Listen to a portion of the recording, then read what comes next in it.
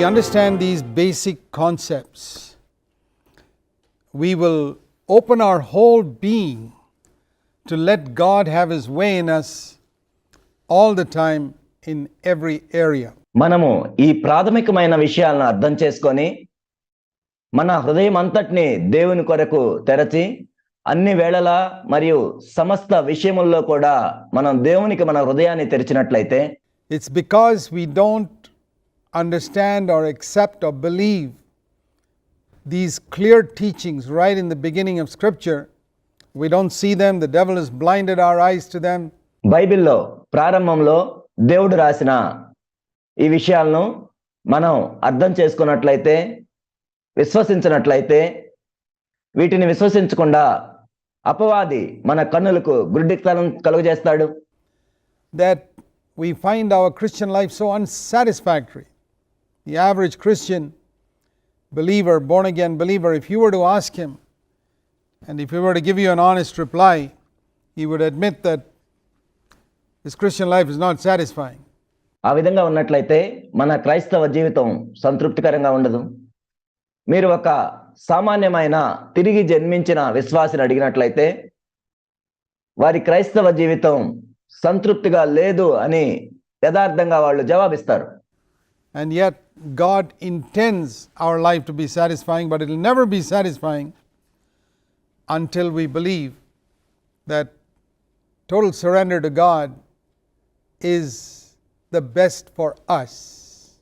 దేవుడు మన జీవితం సంతృప్తికరంగా ఉండాలని కోరుకున్నప్పటికీ మనం సంపూర్ణంగా దేవునికి లోబడకుండా ఉన్నట్లయితే మన జీవితంలో మనం సంతృప్తిని కలిగి ఉండలేం.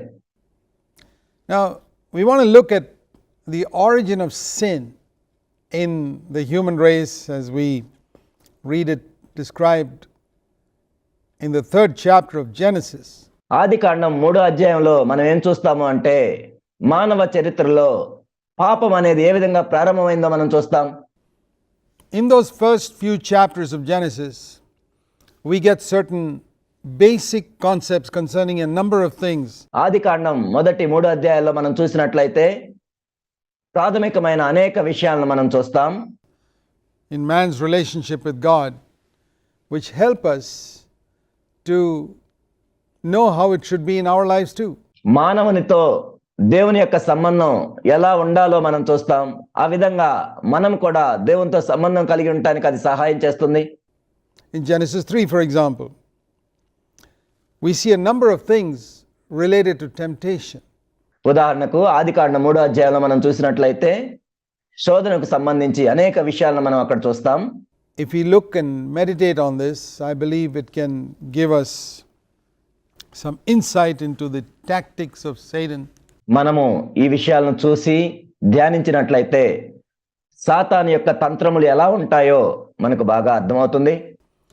So that we are not deceived in the same way. వారు మోసగించబడినట్లుగా మనము కూడా మోసపోకుండా ఉండటానికి ఇది మనకు సహాయం చేస్తుంది. Here we read that the first thing that the devil did was to come to Eve and make her question the word of God. ఇక్కడ మనం చూసినట్లయితే సైతాను మొట్టమొదట హవ్వ దగ్గరికి వచ్చి దేవుని యొక్క వాక్యాన్ని సందేహించేటట్లు చేశాడు. And this is how he comes today too. Is this really God's word? Has God really said this? ఈనాడు కూడా సైతాను అలానే వస్తాడు. ఇది నిజంగా దేవుని యొక్క వాక్యమేనా? దేవుడు నిజంగా అలా చెప్పాడా? Is it necessary to do what God has said? దేవుడు చెప్పినట్టు చేయటం అవసరమా? Is it dangerous to disobey God? దేవునికి అవిధేయత చూపించటం ఎంతో ప్రమాదకరం. And the devil tries to take away that foundation from our lives of God's word so that we're like the man who built his house on sand and collapsed. సైతాన్ ఏం చేస్తాడంటే మన జీవితంలో నుండి దేవుని యొక్క వాక్యం అనే పునాదిని తీసివేయటానికి ప్రయత్నిస్తాడు. ఆ విధంగా ఇసుక మీద ఒక వ్యక్తి ఏ విధంగా ఇల్లు కట్టాడో మన పరిస్థితి కూడా అలా అవ్వటానికి. And that's what he did with Eve. He came and said, has God really said? హవ్వతో కూడా అదే విధంగా చేశాడు. దేవుడు నిజంగా ఈ మాట చెప్పాడా? And through the centuries, the devil's always been questioning God's word. అనేక శతాబ్దాలుగా మనం చూసినట్లయితే సైతాన్ ఎప్పుడు కూడా దేవుని యొక్క వాక్యాన్ని ప్రశ్నించేవానిగా ఉన్నాడు. The Bible says faith comes by hearing, and hearing by the word of Christ. Bible ఏం చెప్తుందంటే వినుట ద్వారా విశ్వాసం కలుగును, అది క్రీస్తును గూర్చిన మాట వలన కలుగును. So if the devil succeeds in removing the word of Christ from underneath your life, you're not going to have any basis for faith at all. And the opposite of faith is fear. ఒకవేళ అపవాది క్రీస్తు యొక్క వాక్యాన్ని మన జీవితంలోంచి తీసివేసినట్లయితే మన విశ్వాసానికి ఆధారము ఏది ఉండదు. విశ్వాసానికి వ్యతిరేకమైన పదం ఏంటంటే భయం. And that's why you find the world full of people with fear. Their life is built on sand and it crumbles. అందుకే మనం ఈ లోకంలో చూసినట్లయితే అనేక మంది ఎంతో భయంతో జీవిస్తూ ఉంటారు. వారి యొక్క జీవితాలు ఆ ఇసుక మీద కట్టబడి ఉంటాయి, అవి కూలిపోతాయి. And in this you see another thing, and that is Satan is trying to tell Eve that it's not so serious if you disobey God.